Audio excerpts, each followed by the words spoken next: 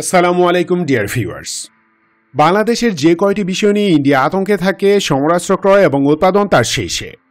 আপনাদের মনে আছে কিনা জানি না, দুটি পুরনো সাবমেরিন কেনার পর ইন্ডিয়ান গভর্নমেন্ট এবং ডিফেন্স এস্টাবলিশমেন্ট রীতিমতো পাগল হয়ে গিয়েছিল। তখন বিশ্বের নাম্বার 4 সুপুপুয়া দুটি পুরনো সাবমেরিনের ভয়ে সিটিয়ে যায়। ভাবটা এমন যে বাংলাদেশ পরমাণু অস্ত্র হাতে পেয়েছে। এরপর FM-90 মিসাইলের মেইনটেনেন্স সেন্টার করায় বাধা দেয়। দিল্লির আতঙ্ক দেখে মনে হচ্ছিল যে বাংলাদেশ ইন্টারকন্টিনেন্টাল ব্যালিস্টিক মিসাইল বানাচ্ছে। MRCA প্রোগ্রাম ঘোষণা করা মাত্রই দিল্লি $500 মিলিয়ন ক্রেডিট লাইন নিয়ে হাজির। তারা আমাদের ফাইটার জেট ক্রয়ে ফান্ডিং করতে চায়। উদ্দেশ্য রক্ষণাবেক্ষণের কন্ট্রাক্ট বাগিয়ে বাংলাদেশের ফাইটার জেটগুলোতে একটা হাত ঢুকিয়ে রাখা। ফ্রিগেট প্রোগ্রামেও একই সিন। ইন্ডিয়া তার গার্ডেন রিচ শিপবিল্ডারকে ঢুকিয়ে দিয়ে আমাদের ফ্রিগেট প্রোগ্রামই থমকে দেয়। এভাবে বাংলাদেশের প্রতিটি ডিফেন্স প্রোগ্রামে ঢুকে যায় দিল্লি, কোনো না কোনোভাবে থামিয়ে দেয় সেগুলো। ফোর্সেস গোল 2030 10% বাস্তবায়িত হবার পর তা স্থগিত করা হাসিনাকে দিয়ে। যাই হোক, হাসিনা পালানোর পর সিচুয়েশন আস্তে আস্তে চেঞ্জ হতে থাকে। কিছু সমরাস্ত্রের ডেলিভারি পাই আমরা। দীর্ঘমেয়াদী প্ল্যান নিয়ে এগোনোর বিষয়ে সম্মত হয় সরকার। যেগুলো বাংলাদেশে উৎপাদন করা সম্ভব না সেগুলো বিদেশ থেকে ক্রয় এবং পসিবল অস্ত্রগুলো দেশেই উৎপাদন করার টার্গেট নেওয়া হয়। একটি স্পেশালাইজড ডিফেন্স ইন্ডাস্ট্রি জোন প্রতিষ্ঠা করা সেই প্ল্যানের প্রধান লক্ষ্য। আর এই জন্য তুরস্কে টেকনিক্যাল সাপোর্ট নেওয়া হচ্ছে। বাংলাদেশ ইনভেস্টমেন্ট ডেভেলপমেন্ট অথরিটির চেয়ারম্যান আশিক চৌধুরী সাম্প্রতিক তুর্কি ভিজিটের সময় অন্যতম প্রধান এজেন্ডাই ছিল এটি। এই নিউজ অনেকেই জানেন, কিন্তু এক্স্যাক্টলি কোন অস্ত্রগুলো এখানে উৎপাদন করা হবে সে বিষয়ে স্পষ্ট কোনো তথ্য জানেন না। চলুন আপনাদের দেখাই কি কি সমরাস্ত্র বাংলাদেশে তৈরি করা হবে।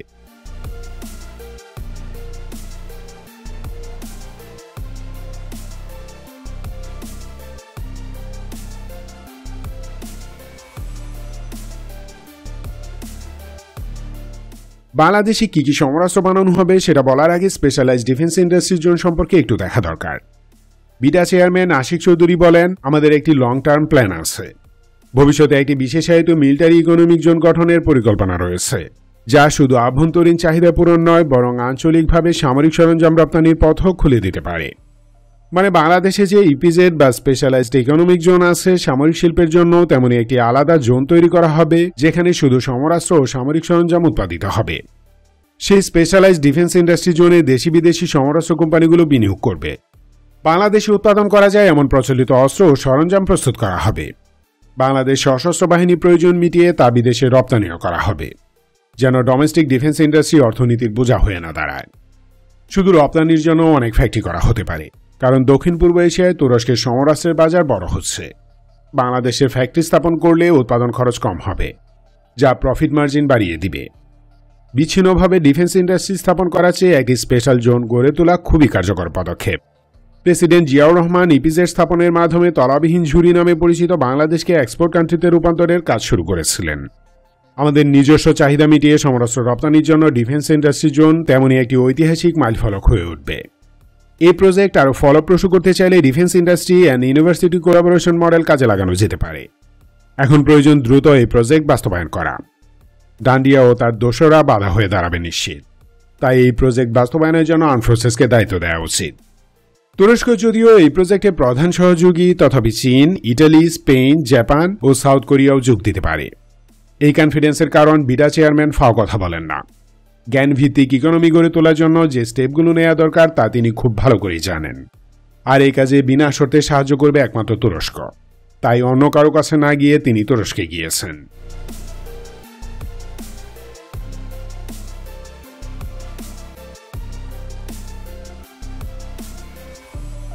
বাংলাদেশে নিজস্ব সামরিক শিল্প গড়ে তোলার কাজটি শুরু করতে হবে প্রথমে ছোট এবং সহজে উৎপাদন করা যায় এমন অস্ত্র দিয়ে। শুরুতেই লার্জ স্কেল হাইটেক ওয়েপন দিয়ে স্টার্ট করলে তা ইকোনমিক্যালি ফিজিবল নাও হতে পারে।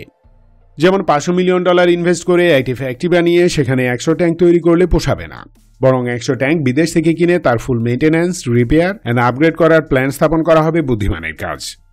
তাহলে ট্যাঙ্ক রিপেয়ারের জন্য আর বিদেশে যেতে হবে না।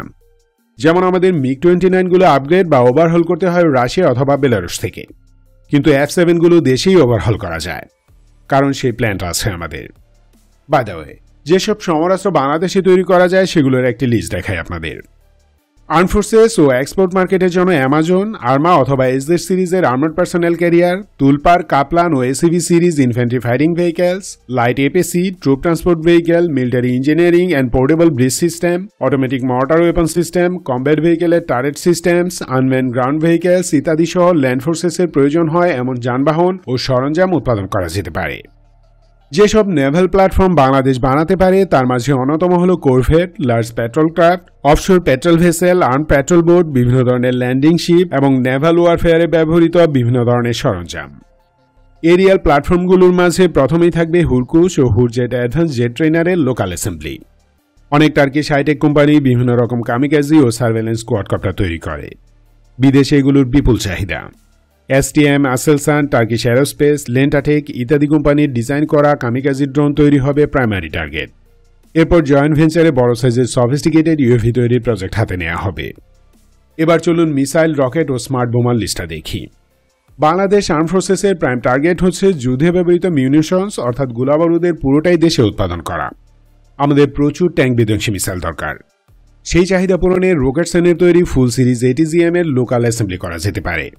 MPT-76 and MPT-55 assault rifle, automatic grenade launcher, 7.62 or 12.7 mm bullet, 105 or 155 mm artillery shell, 35 mm anti-aircraft round, 40 mm grenade, 60, 81 or 120 mm mortar shell, TRG-300 or TRG-230 guided rocket artillery ইত্যাদি উৎপাদন করা প্রধান target. Drone, fixed wing aircraft ও helicopter থেকে launch করা যায় এমন অনেক এয়ার লঞ্চ মিউনিশন তৈরি করে তুরস্ক, যেমন মাম সিরিজ, কুসগুন, UAV-122, UAV-230, জিরিট ও লেজার গাইডেড মিনি মিসাইল ইত্যাদি বাংলাদেশে উৎপাদন করা খুবই সহজ। স্মার্ট বোমার মাঝে আছে miniature bomb, LGK, KGK, HGK, Teber ও Lachin guidance kit. Target drone, naval শিপের ক্লোজিং ওয়েপন সিস্টেম ও তার বুলেট, সুঙ্গুর ম্যানপ্যাডস ইত্যাদি মিউনিশনস অ্যান্ড মিসাইল বাংলাদেশে উৎপাদন করার প্ল্যান আছে। একটি বিষয় ক্লিয়ার হওয়া দরকার, এখানে যে সমরাস্ত্র দেখিয়েছি তার সবই এখন উৎপাদন করা হবে ব্যাপারটা এমন না। কিছু অস্ত্র যেমন বাদ পড়তে পারে তেমনি অনেক কিছু অ্যাডও হতে পারে।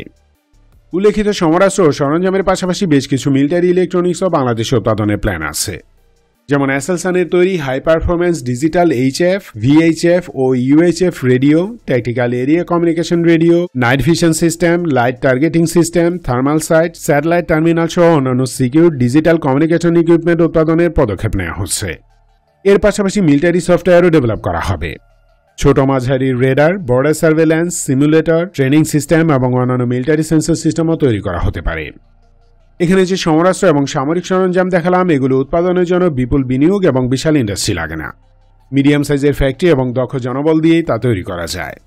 স্পেশালাইজড ডিফেন্স ইন্ডাস্ট্রি জোন গড়ে তোলা হলে বিদেশি টেকনিশিয়ান এক্সপার্টদের মাধ্যমে আমাদের নিজস্ব জনবল তৈরি হবে। আস্তে আস্তে দেশীয় কোম্পানির মাধ্যমে ইনোভেটিভ ডিফেন্স ইন্ডাস্ট্রি গড়ে উঠবে। তুরস্ক ঠিক এভাবেই অর্থাৎ লাইসেন্স ম্যানুফ্যাকচারিং দিয়ে শুরু করে এখন নিজেরাই নতুন নতুন সমরাস্ত্র উদ্ভাবন করছে। বিশ্বের প্রায় 100টি দেশে তুর্কি সমরাস্ত্র রপ্তানি হয়। তুরস্কের combat drone, missile, artillery system, combat vehicle, smart বোমা ইত্যাদি ব্যাপক জনপ্রিয়। আমেরিকা, ইউরোপিয়ান ইউনিয়ন, আফ্রিকা ও এশিয়ার বিভিন্ন দেশ সেগুলো ইউজ করে। তুর্কি ডিফেন্স প্রোডাক্টের স্ট্যান্ডার্ড এক্সাক্ট আমেরিকান স্ট্যান্ডার্ডের মতো, কারণ তুর্কিরা মার্কিন স্ট্যান্ডার্ড ফলো করে। সো কোয়ালিটির দিক দিয়ে তা বিশ্বসেরা। আর সেই তুরস্ক যদি বাংলাদেশকে ডিফেন্স ইন্ডাস্ট্রি স্থাপনে সাহায্য করে তবে নিশ্চয়ই আমরা এই অঞ্চলের সেরা ডিফেন্স প্রোডাক্ট তৈরি করব। মনে প্রাণে চাই আশিক চৌধুরীর এই প্রকল্প সম্পূর্ণ বাস্তবায়ন হোক, আমাদের নিজস্ব ডিফেন্স ইন্ডাস্ট্রি গড়ে উঠুক, কারণ বর্তমান বিশ্বে যারা অস্ত্র উৎপাদন করে তারাই শক্তিশালী এবং নিরাপদ। আর ঠিক এই কারণে দিল্লির ধুতি ঢিলা হয়ে গেছে। ধন্যবাদ ভিডিওটি শেষ পর্যন্ত দেখার জন্য। শত্রুকে চিনুন, সতর্ক সুস্থ থাকুন, দেশকে ভালোবাসুন। বাংলাদেশ চিরজীবী হোক।